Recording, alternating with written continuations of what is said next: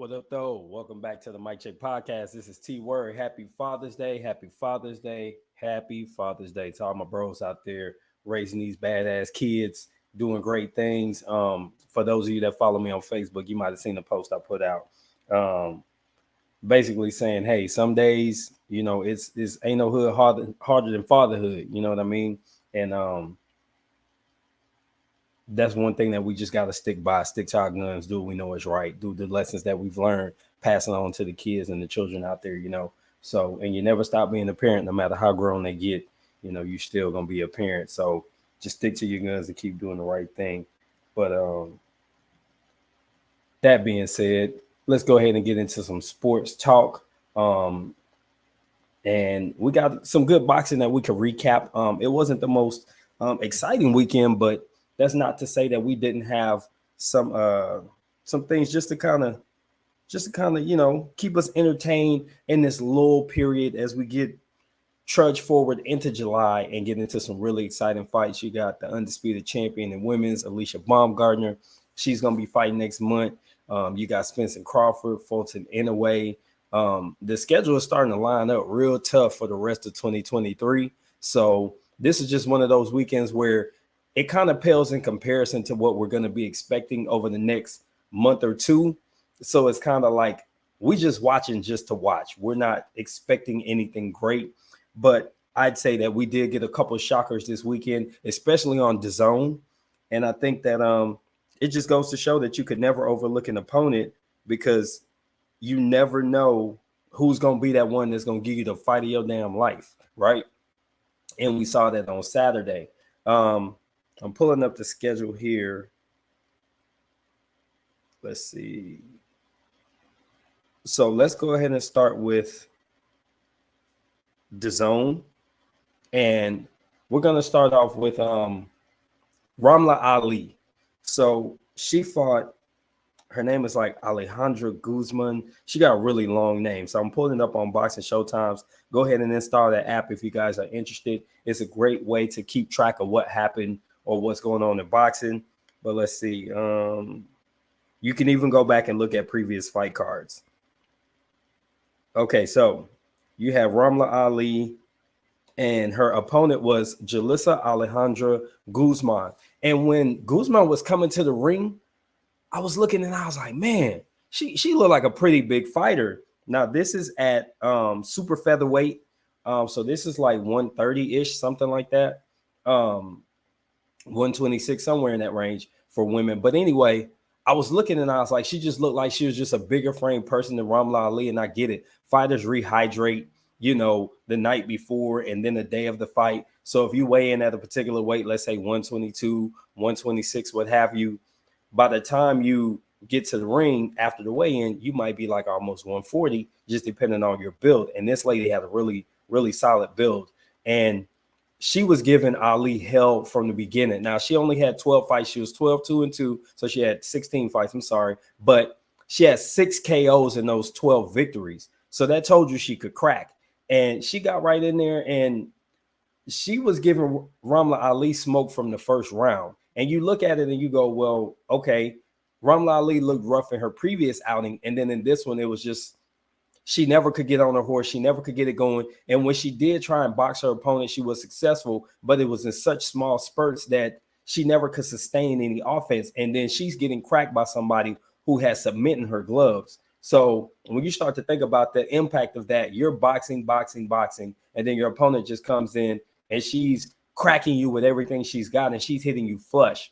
The defensive lapses that I saw in Ramla Ali in her previous fight showed up big time in this one. And her last opponent marked her face up pretty bad. But in this fight, she did what appeared to be more damage to her opponent's face, but she sustained the most concussive blows. She got knocked down early on in the fight, and then the fight was wrapped up with an ugly knockout. I didn't have time to get the clips together because I wanted to show the way that she took this L on the chin, man. She got smacked, and it reminded me of Fundora. You could tell she and Fundora are people who never been dropped in sparring, who never been cracked too hard in sparring, because it was almost like a look of shock, like, oh shit, I'm on my back.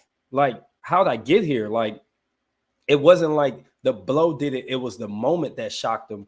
And she had that same look, like she thought about getting up and her legs just weren't there. When she started to try and get up, I think she was halfway through the count and the ref knew she wouldn't make it. So he called it right there. And I thought it was a good stop. It was a good wave off because standing up, he would have put her in a position to get concussed for sure. Guzman definitely brought the dynamite in her gloves and she took her down. So that's going to be the first loss of Ali's career. And hopefully she'll bounce back. There were 2 titles on the line. There's an IBF Super Continental, and then there's another Continental featherweight title or super featherweight title. So I think it's time for her to go back to the drawing board and focus on defense. Her offense is good. She can set up punches. Her combinations are good. Her footwork is nice, but she wasn't getting her head off the line, and she kept hitting by the same punch, and she was dropping her hand after she would let offense go. She would throw the left, like she would come with that backhand, and she would drop her lead hand when she threw it. So it exposed her chin, and that's actually what happened to get her dropped the first time and KO'd the next time. Now, so that was a big surprise. It's like one of the first fights that I watched. I did watch Jeremy Hill and Mark Davis. Can't tell you what happened. I watched the end of Jenny Fuchs fight. And I know she won, but I can't tell you how the action went because I was kind of getting prepared for the evening. But Regis Prograis, the finale of the night for the zone, Regis Prograis against Danielito Zarilla. And this was a homecoming fight for Regis. And it's something I've been saying about the homecoming fights. You get that bad feeling when dudes or women are defending home. Katie Taylor took a L. Clarissa Shields actually dominated her return home. Jared Anderson has one coming up against a tough opponent. Errol Spence typically holds it down at home. Bud Crawford. But there's certain fighters who have weird styles that when they fight at home, it puts them in jeopardy. And Regis Prograis had a very uneven performance, and it was a really close fight. Those scorecards were crazy. If all 3 had said 115, 113 Regis, I would have been okay with that. But if you think about the one scorecard, one judge had it 114, 113 for Zarilla. And even though the math doesn't add up, I understand the perspective that they had. Maybe they gave, because it's a 10-point must. So I'm thinking somehow they gave Zarilla some extra rounds somewhere, or they gave some 10-8s in there for them to get to 113 for Regis without crediting a knockdown to Zarilla. I don't think that you could give credit for a knockdown if the ref doesn't signal as a knockdown, but that's the only way that scorecard works. But if you think about it, Regis got a late knockdown of his opponent, and that basically made it not, it could have been more lopsided is what I'm getting at as far as that judge. The other 2 judges without a knockdown on Zarilla's side, they had it wide. One guy gave Regis 117, one guy gave Regis 118. And I thought that he just didn't win convincingly enough at any particular rounds besides the knockdown round and maybe another to have this score that wide. Like I said, 115, 113, Regis would have been fair across the board to me. I think he did enough to win. It just was very ugly and sloppy. And Zarilla was a game opponent who really put the pedal to the metal, and he gave Regis all he could stand. I guess he wasn't shaken by the home crowd. And I mean, it wasn't a ruckus environment like some places. Like if you go to Omaha, them people going to cheer Bud on. You go to Dallas, you're going to know you're in Dallas. I don't know that Regis felt that hometown love. He didn't come out in this Rougarou mask. So it was kind of like, I don't know. It didn't have the energy because New Orleans really isn't a fight town, but it just didn't have the energy of a fight. And then he kind of portrayed that. Now, somebody in my comments actually mentioned they had concerns for Regis because he didn't look good at the weigh-in. I didn't see anything different. I mean, these guys drain down to make these weights that are really unreasonable for everyday humans, but they make that weight and then they gain it back. And if you look at him in the ring, he gained it back pretty well. He didn't have a six-pack when he came to the ring. He looked fluffy. So I don't think that weight was an issue. I just thought that he was ill-prepared for the opponent, and it showed up. So Regis gets the victory. He retains his WBC title. And then the way it worked out, we were expecting some early ends. It didn't happen. So we were able to switch right over to the Showtime card and jump right into Rais Salim versus Sam Goodman. And I don't know, man. Rais Salim just didn't look like himself. And I'm thinking this was the guy who I thought would give Stephen Fulton the most trouble. But the guy that showed up last night just didn't look like somebody that was prepared for the opponent in front of him. And Sam Goodman gave him hell and actually beat him, got a decision. It was a good competitive fight. I just think that it just wasn't the best showing of Aleem, in my opinion. Now, you have Aleem was in there for the it was a featherweight eliminator. So this was actually up at a different weight class. This was at 126. So he's been a super bantam, highly ranked person for a minute, and he was in that WBO ranking. And now I don't know how this affects him at bantam, at super bantam 118, but I mean, I'm sorry, 122, but it's kind of like a where do you go from here type of situation. I don't know if any stories, you know, this being a last minute opponent, anything like that, but I do know this, it wasn't the best showing. And obviously it didn't go his way. And then the finale of the night, you had Tim Tszyu versus Carlos Ocampo. This one ends WBO interim 154 title. This one ends in the first round KO. Tszyu took him out, and it just added to the hype train of him versus Charlo. And I can agree with this particular sentiment for most people. Tim Tszyu has momentum going into the fight, and Jermell Charlo doesn't, because he's been out with the injury for so long. Like, now he's officially a year and a month out from his previous fight. And even though he was in camp up through December, he's not been able to punch people and do certain things. Like, and then I believe he re-injured the hand, which pushed his summer fight date back. So this dude might not get in the ring until August, and Tim Tszyu may not want to get back in the ring until maybe September. So if he wants to fight Tszyu, he's going to have to wait. That being said, I think it'd be a good fight, but while Tim Tszyu is a good fighter, I still believe that there's levels to this shit, and Jermell Charlo is just on a different level. The way that he can vary his skill set and styles, and he could dig deeper into his bag of tricks. When Tim Tszyu's mid-range pressure isn't working and the Jason act doesn't work, he's stalking, and that's not getting Charlo out of there. What's next? You know what I mean? And I think knocking out Carlos Ocampo early is good for the resume. I don't think it changes my opinion as far as what I think he could do versus Charlo, because now you basically had a good camp, but you really didn't have a good fight to really get your skills in. So I don't know. I guess Tim Tszyu is that guy that I see a lot more people are starting to come around to him. I'm still not convinced that he's the guy that's going to take Charlo out. Just because I think that there are some limitations to his skills. I think he's sharpening his abilities, but I do believe that there's a ceiling on what he's going to be as a fighter. And a mid-range pressure fighter against a boxer puncher, I'm going to favor the boxer puncher, whether it's Jermell Charlo or somebody else. You know, I mean, the same people who are saying that Tim Tszyu could probably beat Jermell Charlo coming off that layoff are the same people that think that Errol Spence has no chance against Terrence Crawford, because he's kind of got one particular style. So how does that, you know, make sense for me, I guess, is my question. Let's go ahead and look at what's coming up this coming weekend. Again, I told you guys, this is going to be a short show. We're basically just recapping the weekend, and then we're going to get out of here. I'll probably do some other videos during, you know, the next few hours and put them out over the next couple of days, specifically regarding each fight with a little bit more analysis.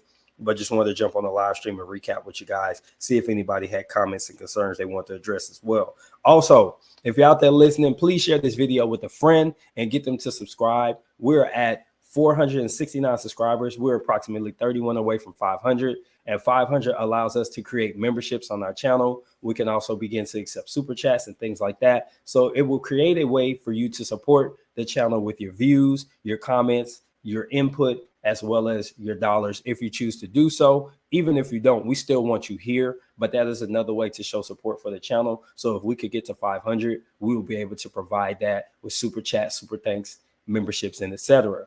All right, moving on to next week's fight cards.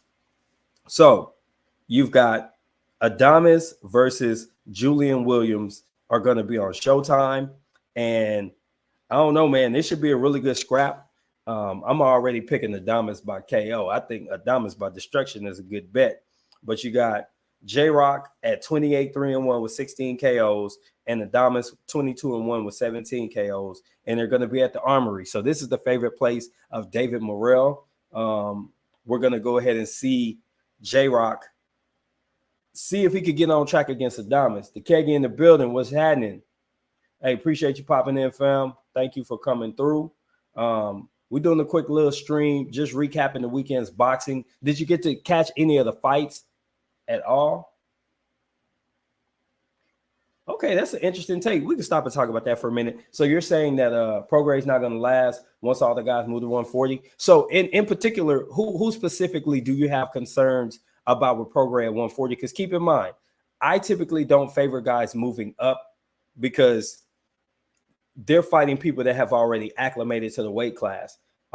If Devin Haney moves up, he's got to acclimate to 140. He could put on water weight and make 140. But as far as muscle tone, I think he's going to have to grow into the strength required for the weight class. Gervonta Davis has made it clear he don't want to go up there if he don't have to. I'm trying to think of who else. Shakur is at least 2 years out from 140 because we got to see what's going to happen with the belts at 135 first. There's really nobody else necessarily going to move up. They say that Tszyu has actually vacated the belt. He's notified the sanctioning body, but I don't know that it's official. I think he told him he's going to do it, but I don't know that it's official. You know, he's actually submitted the paperwork. You could tell somebody all day, but you have to do black and white for it to be real. But Tszyu is up there. I still don't think he's acclimated to 140. So ultimately, I think Regis will be okay. His biggest adversary just took an L to Tszyu, somebody I think Regis Prograis might give a hard time because he does have such an awkward style. So is there anybody in particular you would say is going to be his toughest foe initially coming up to 140?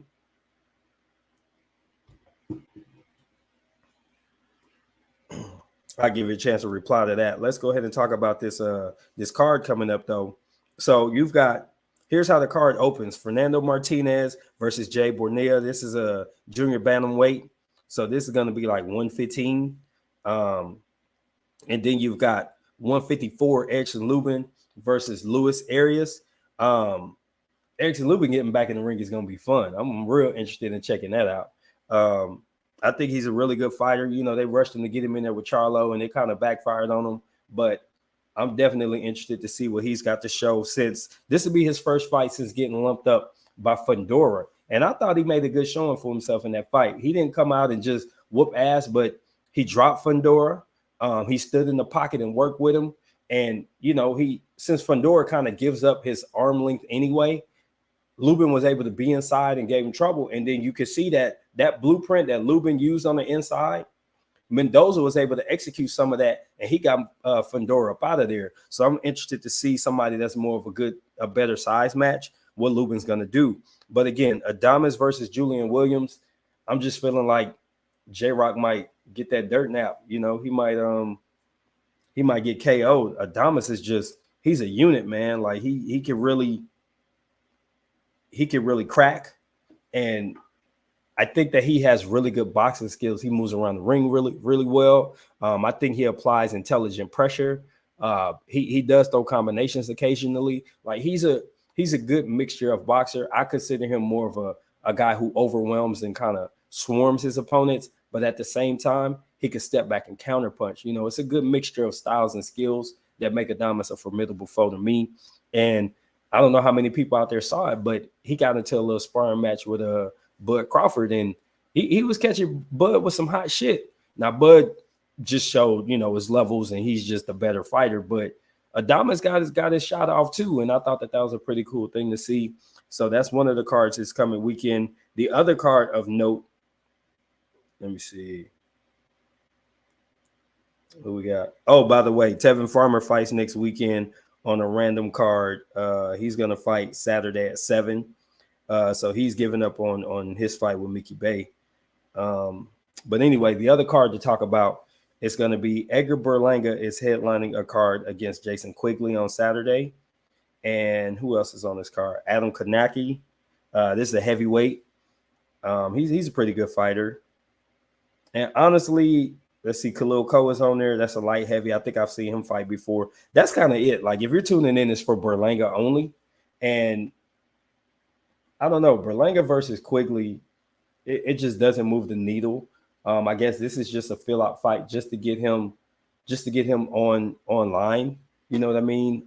Just to get him, make him earn the pay. You know, it's not pay-per-view anything, but make him put some asses in seats. And I'm just not sold on Berlanga, and I think I'm going to close on that. Berlanga doesn't really move the needle for me as far as a fighter goes because he has a lot of flaws in his game, and they matched him up real soft. They didn't match him up tough, and when they finally did match him up tough at top rank, it showed that he just was not on the level that they thought that he would be. They tried to have him and Xander Zayas as kind of like a package, and Xander Zayas is actually showing that he's putting in the work. He's a really good fighter. The skills are there. The requisite mindset is there. And Berlanga just got full of himself because he was that KO guy, and when he stopped being able to KO people, it turns out that he could barely fight. And that's just not good, in any aspect at all. So I'm going to watch it because, we cover boxing, but I don't think that it's going to be a great deal. So last thing I'm going to talk about, and this is our closing point, and then we're going to wrap the show up. I know it's Father's Day. I know, people out there either being celebrated as fathers or celebrating their fathers or both. So I'm going to go ahead and wrap it up. I won't hold you guys, but let's go ahead and talk about the press conferences that happened this week. We've done videos on it, but I want to give some live reactions and see what the comment section has to say about it. But we had Errol Spence and Terrence Crawford. They went to LA and did a press conference. Then they went to New York and did another. And then they've done some media runs. Bud was definitely on the media run in New York, hitting Sway in the morning, the Breakfast Club, etc. Errol was not there because of a delayed flight. But as far as the press conferences go, my reaction to the LA was that it was really flat because I think that they were just trying to save something for the next day. And the presentation was a little bit awkward and off because everybody was kind of getting in the room together for the first time to really kind of feel each other out. I thought that everybody had a lot of respect in their tone, and the banter was even a little bit forced. I think both guys were just trying to say something to get the last word, but not really dig at each other. And what I see is they've all decided not to downplay each other's skills. They've decided to talk trash about each other's resume. So it's saying like, hey, I feel like you didn't fought nobody, but I think you're a good fighter. So, and I think that those things should be held separately because they are separate. You could still have skills like Boots Ennis. His skills and his abilities are very clear and evident. We just don't know the limitations of his skills because of his competition. And I think that that's what the guys are portraying and conveying in these press conferences. And they're not saying the other is a bad fighter. They're a bad person. They're basically just saying like, well, let's see what happens when you're in there with tougher competition and see how good you do when you face me. Basically, Bud, he's running with the fish analogy. He gonna gut him. He gonna suffocate the fish. And if you're not a fisherman, some of that shit might not even make sense. But that was the game plan for him. And then Errol's, he's running with the Bud stick. He gonna roll them up, smoke them because they in Vegas and it's legal. So, I mean, it's corny but cool at the same time because they both got their thing. They're doing their marketing around it. So it makes sense. But what's really cool is that we're getting Showtime teasers. Like, you're going to get ads sent to you because if you're here watching this boxing channel, you're going to probably watch other boxing channels. So your advertisements are going to be fight related the week of the fight. So you're going to get their regular advertisements saying, hey, buy the pay-per-view. But right now, they're just advertising the fact that the fight has been agreed. And if you look, every couple of days, Showtime is dropping like a little snippet and they're just publishing it to their channel, just a little video. Hey, watch this. You're seeing it pop up on Instagram. You're seeing it on Facebook and other platforms that you may use that do ads, Twitter. They're really letting everybody know, buy this fight and let's get to the business. So I think that that's going to be good for us boxing fans because as long as we're supporting the sport in this way by purchasing the pay-per-view, we're going to see more fighters get in the ring and take that chance. And I think that that's going to be good for the next few years of boxing until somebody comes along and maybe shifts the dynamic again. But credit to Tank Davis and Ryan Garcia for kind of like cracking the seal on that. And ever since then, these guys have been agreeing to these super fights and getting it done and looking forward to that. So on that note, I'm going to close it out. Shout out to all the fathers, man. Shout out to all the bros who have been holding out fatherhood. Ain't no hood harder than fatherhood. So this has been T-Word for the Mic Check Podcast. Thank you for listening. Until the next time, I'm out. Peace.